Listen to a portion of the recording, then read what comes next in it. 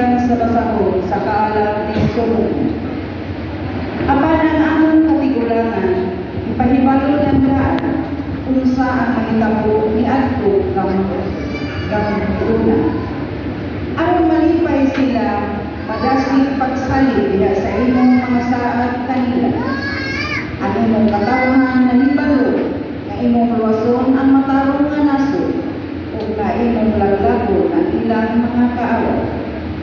Sa maong buhat, isulatan mo ang among mga kaaway o gibuhatan mo kami sa mahimayaong dugo, sa pagtawag kanamo nganha kanino.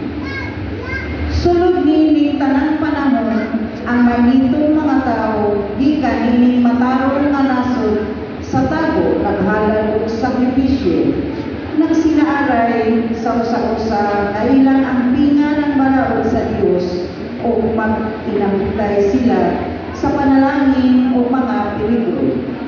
Nag-awit na sila ni atong karaan nga mga awit sa pagdayon. Ang pulong sa Ginoo.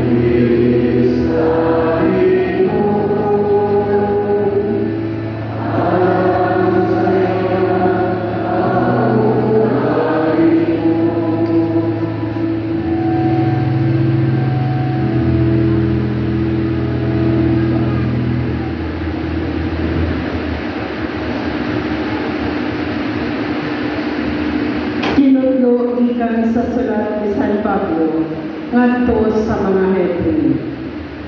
Ang kahulugan sa pagtuo mao nga may pagsalig kita sa mga butang nga atong gilaongan nga dili nato makita. Pinagi sa pagtuo ang mga tao sa karaang panahon, ikaymutan sa Diyos. Tungod sa pagtuo, nisugod si Abraham sa dihang ipaadto siya sa Diyos, sa usa ka nasod nga gisaad sa Diyos, ay hatag kaniya. Gibiyaan niya ang iyang kaugalingong lungsod, bisan wala siya masayo, asa siya Panginoon. Pinagi sa pagtuo, niguyo siya sa nasod nga gisaad sa Diyos kaniya, sa mga siya usa ka langyaw. Napuyo siya sa mga tunda ingon isa akong yako, nga makadawat sa samang saad gikan sa Diyos.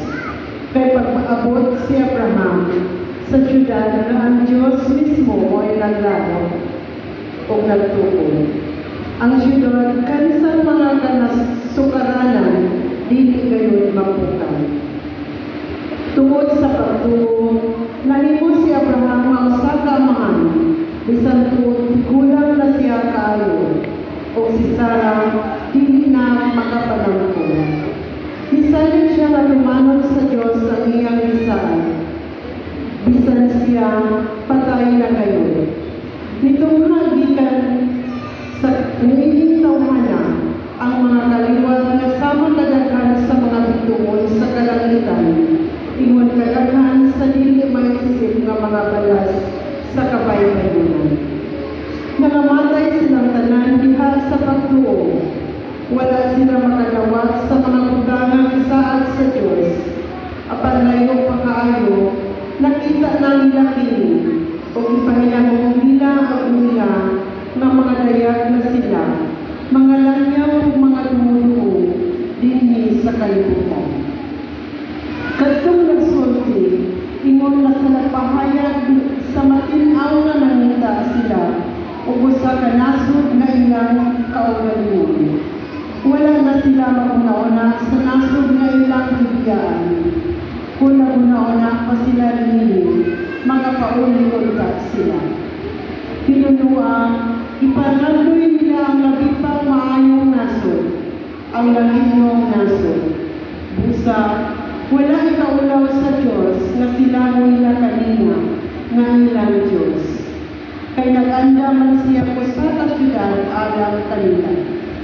Tungod sa pagtuo, nakahimo si Abraham maghalad sa iyang anak kasi sa dihang isulayan siya sa Diyos. Si Abraham mao ang gisaaran sa Diyos. Apan andam ba siya paghalad sa iyang buktong anak dito sa halad si Lolo. Giingnan siya sa Diyos. Pinagi kang Isaac, makabatong kang mga kaliwat. Nagatuo si Abraham nga nakahimo ang Diyos pagpanhaw kang Isaac. Busa, may munta na dinawat ni Abraham si Isaac, gikan sa kamatayan. Ang pulong sa Ginoo.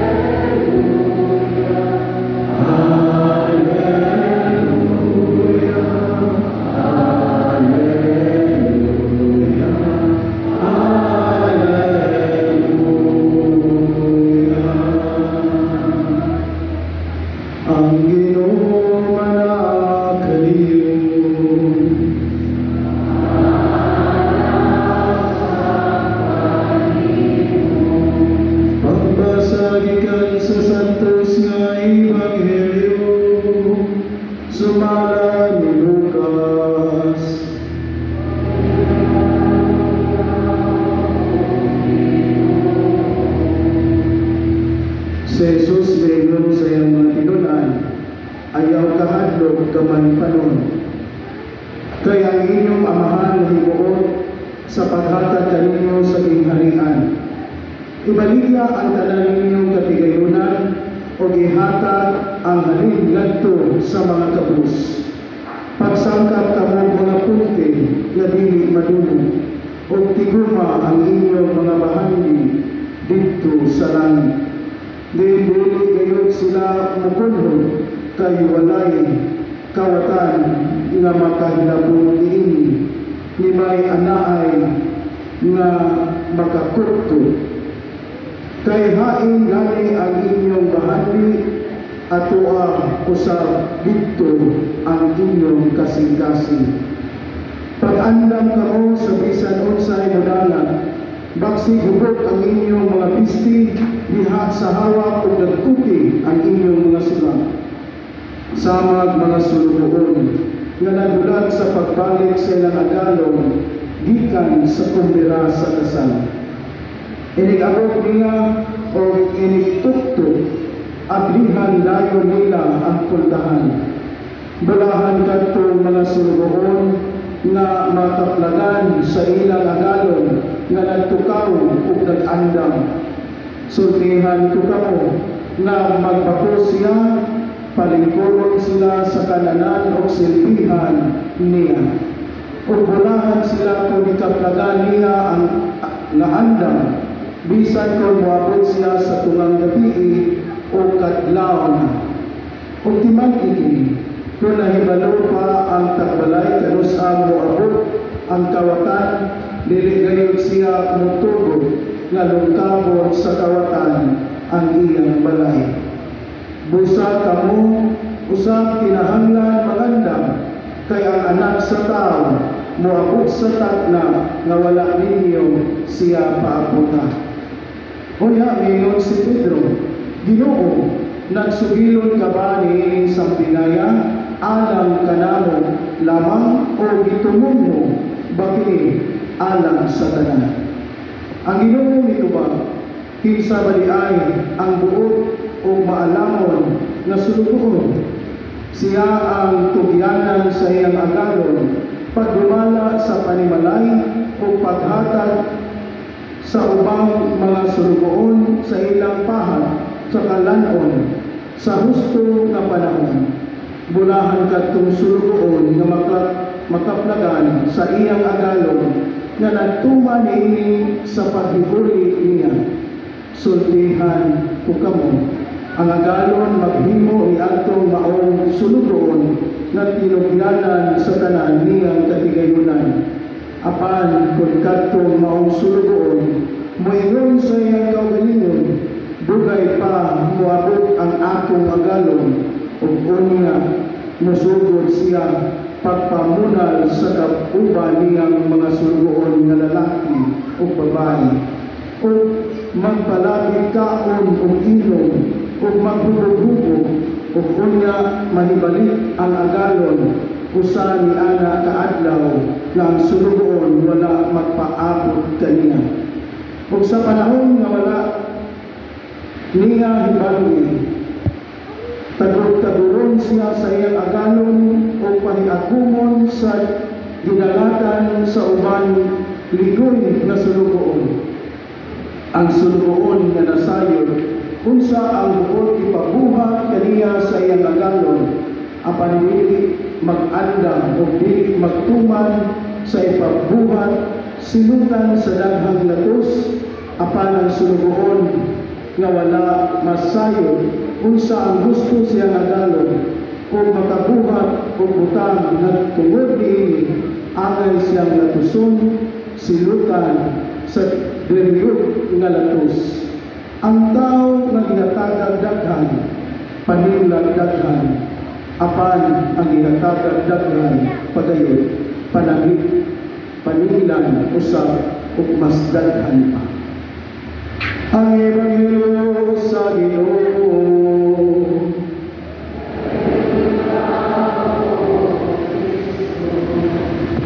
Mga igsoon buhian ni Kristo, mayong buntag kanatong tanan.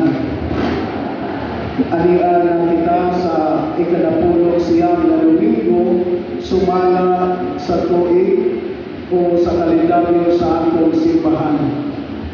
O pagkalindot tayo mga igsoon na diha sa unang pagbasa atong makita na nalingkamon kining maong nasod nga mituman sa kabubuton sa Ginoo.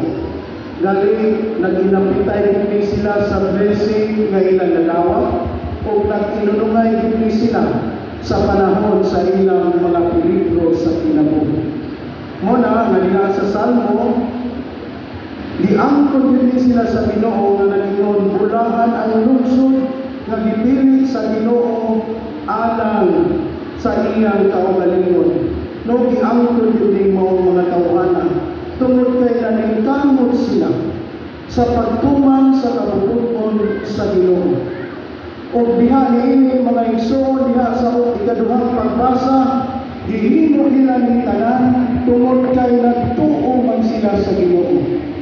Nagkailaman sila sa Ginoo.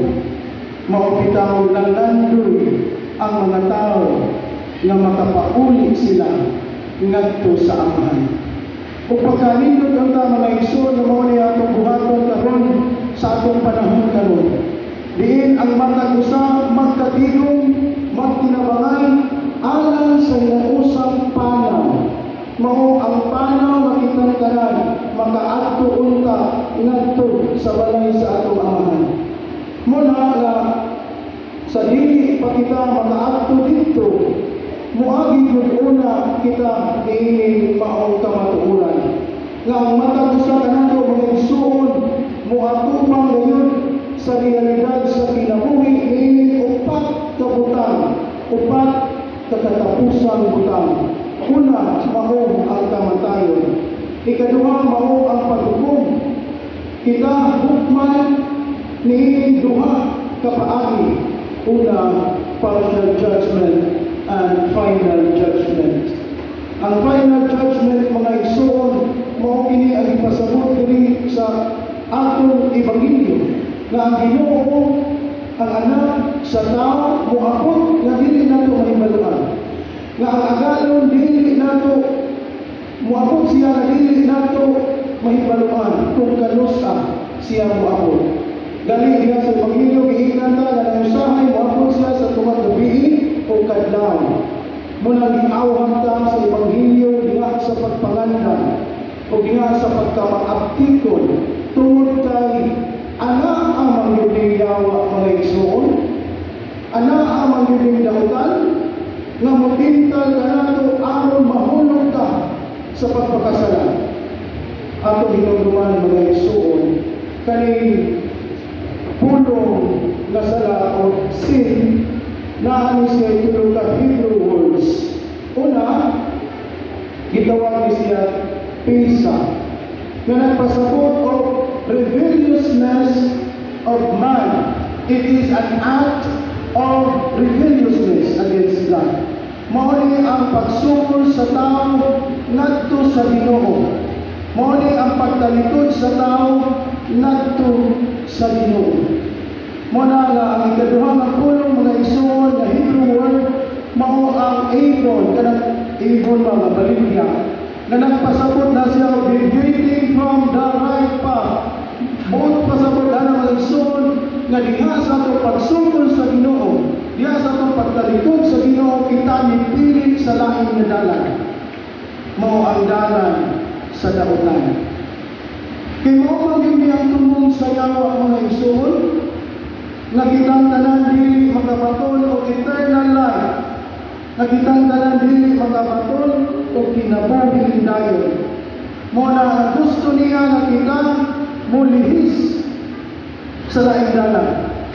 O ang ikatulong ang pulong mga igsoon mo ni sa gitawag hata na nagpasabot og missing the mark. Kung musukol ka sa Ginoo mga igsoon, siyempre mutalikod yung ka sa Ginoo. O diha sa atong pagtalikod sa Ginoo mga igsoon, kita mawala yun sa Ginoo. Kada hapon mga igsoon, sa alas 2 hangtod hapit na alas 5, nagpakumpisan ko. Pagkadaghan siya. Alas 2 hangtod alas 5. Kaya kung wala pa ko imisa sa alas 5 mga igsoon, siguro magkadaghan pa ko. Pero nalikamot ko, mamahuman ako sila. Galit, wala kinagtanan ko, mahuman tinapay nabili. Kunya mo to ni ato ko dito sa opisina ug nangutana sa ato ang staff diha. Nanay nakuha na ko, ngayon na ato ang staff wala pa. Nakonsensya ko sa uban. Ni Mali ko, o bipupo ko dito, ako sila ni Pakumpisa, kaluis Ginoo na human din sila. Nahadlo ko ba kay, wala pa ko kahibalo sa kawatan, mga kamatayo, ng sama ni atong ingon rin kawatan, hindi mananggi. Niya wala ko kahibalo ba? Muapot man yung kamatayo, wala ka kahibalo sa kursahan, takwaon, niya nahadlo ko kay Pasino niya, may sama niya ito gisulti ni Father Darwin na nato na ibig yung ganahan mong umpisa niya. Kunya ngayon na padre pa umpisa na kubog-kubog. Motong na si Father Darwin niya ipag-umpisa. Sus pagkauma na matay bitaw. Muna, nahadlo ko ana kay anong ako habiyang katundanan. Ako habiyang trabaho na amo kamudan doon. Di kami ang luwas ninyo. Apan kami ikahasan na kamu amudan doon ngadto sa akong tinubod na muluwas ka na ito mao ang Ginoo. Kaya mo kung siya ang tinuluwas. Kami lamang ditapang pagpalipasiliti sa maong kaluwasan aron ang magkakalat dahil ngadto sa Ginoo na muluwas ka na ito.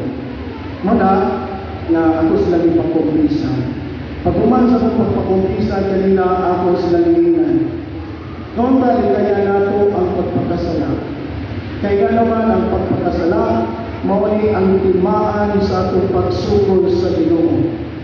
Mauni ang atong pagtalikod sa Ginoo. Mauni ang pagkuha nato sa Ginoo diha sa atong kasing-kasing.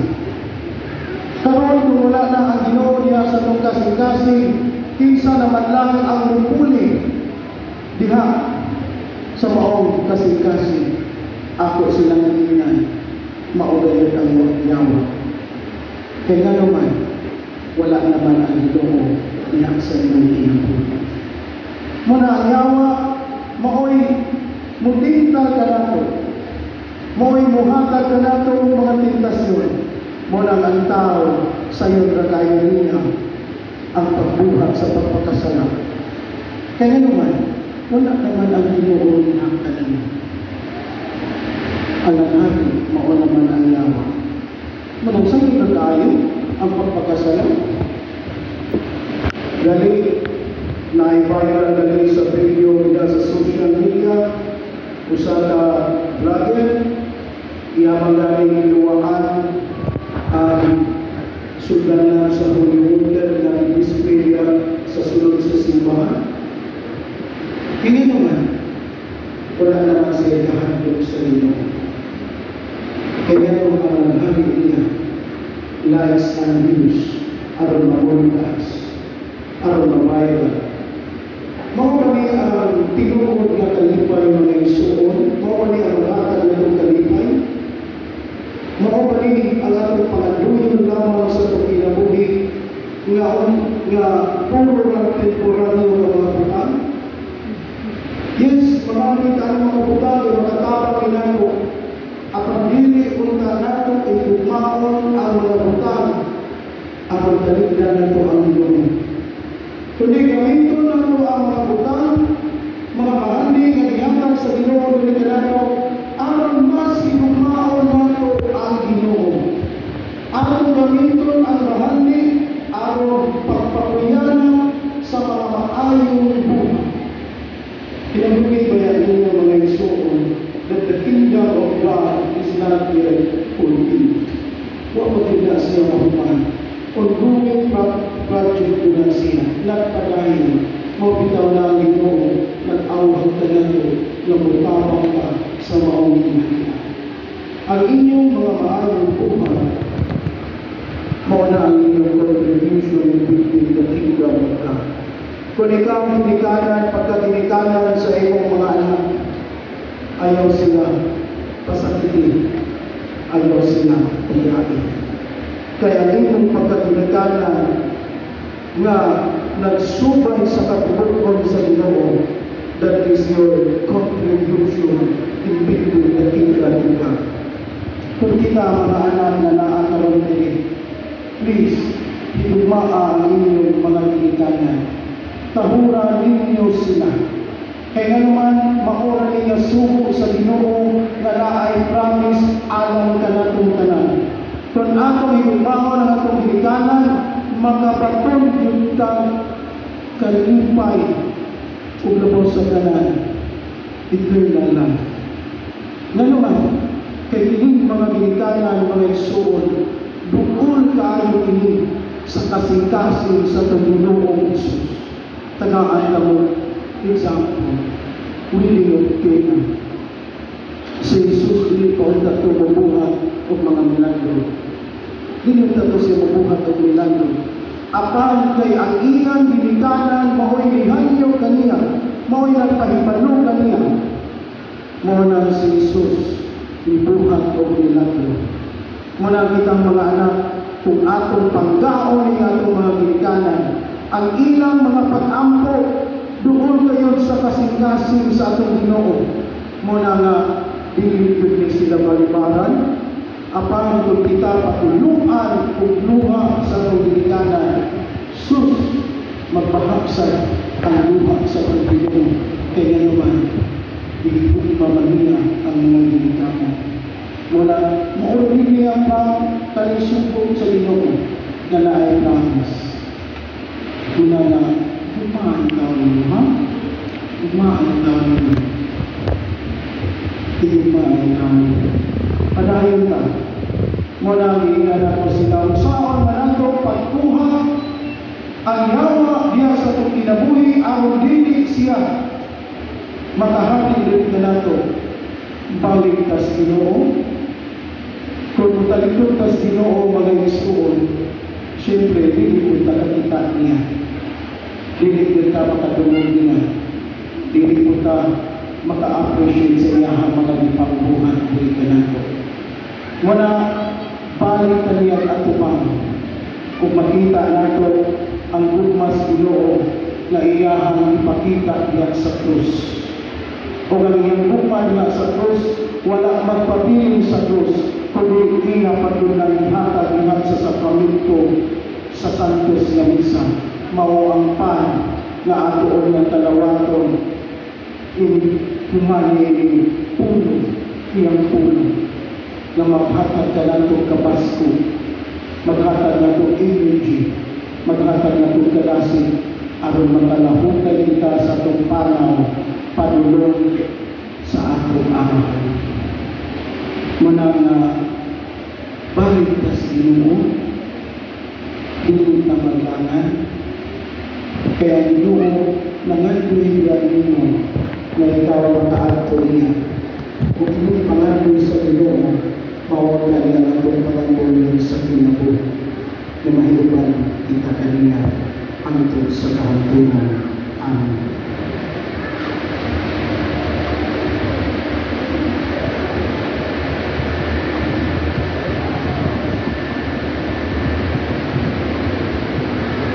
Karoon na may balayan na natin pagkakit. Nagatuwa ko sa iyong lamaan ang karagahan sa kanya.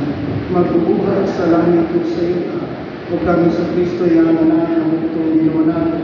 Yan ipanahon ko sa lalaan sa Espiritu Santo. Iyanak ni Maria Magdalena, isakit sa sugo ni Poncio Pilato. Ilansang sa krus na matayang ilubog.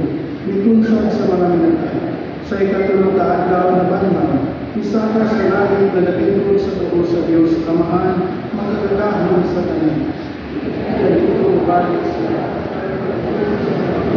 sa mga minatay. Nagatuwa ko sa Espiritu Santo, sa Santa Iglesia Katolika, sa kaabitan sa mga santos, sa kapasayuan sa mga sala, sa pagkabanhaw sa lawas, o sa kinabuhi dayon. Amen.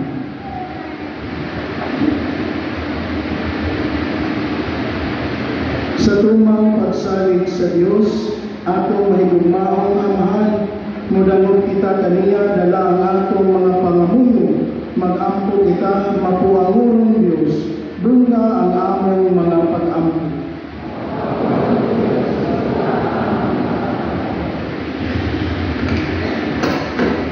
Nga ang simbahan, mamahimong timaan sa paglaom, niining atong kalibutang buwan.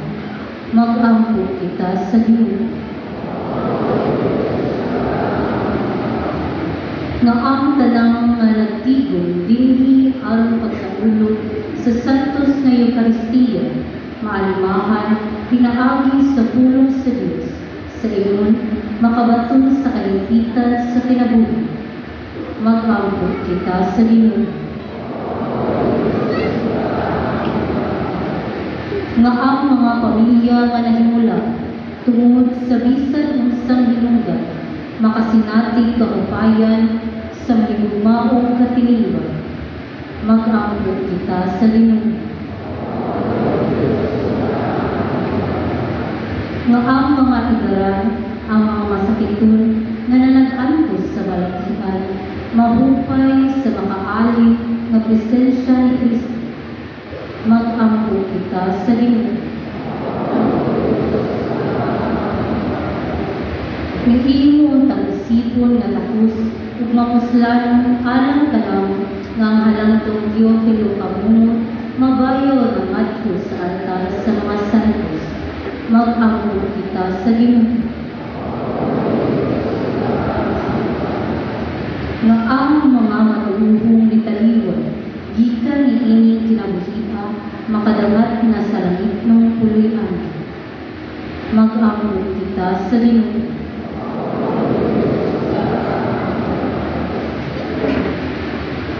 O Ginoo, langit ng amahan, dungga ang among mga pag-ampo, o pasinandia kami sa imong kaloob, ayaw itugod nga mahimulan kami kanimo, kini among ipanayo, pinaagi ni